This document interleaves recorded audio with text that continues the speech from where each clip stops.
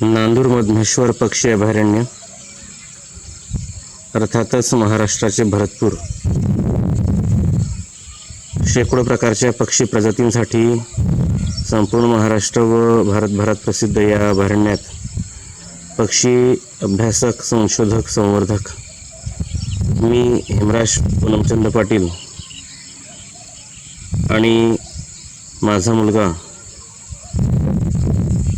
आर्यदीप हेमराज पाटील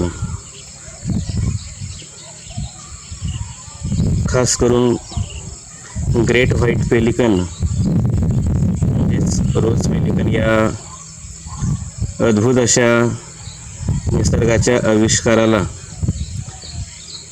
पाहण्यासाठी सकाळपासून अभयारण्यामध्ये भटकंती करत होतो. सुमारे 400 हेक्टरपेक्षा जास्त परिसरामध्ये या ठिकाणी पक्षी व इतर सजीवांची जैवविविधता विपुल प्रमाणात आहे. शेवटी आता सायंकाळच्या वेळी या ग्रेट व्हाईट पेलिकन पक्ष्याने आम्हाला मनसोक्त दर्शन दिले. हजारो किलोमीटरचा प्रवास करून पक्षी नाशिकला नांदूर मधमेश्वर या ठिकाणी गेल्या आठवड्याभरापासून आलेला आहे. त्याला पाहण्यासाठी आम्ही 250-300 किलोमीटर प्रवास केला. दिवसभर अभयारण्यामध्ये प्रचंड भटकंती करावी लागली आणि निराश न होता सायंकाळी हा पक्षी आकाशात विहार करत खाली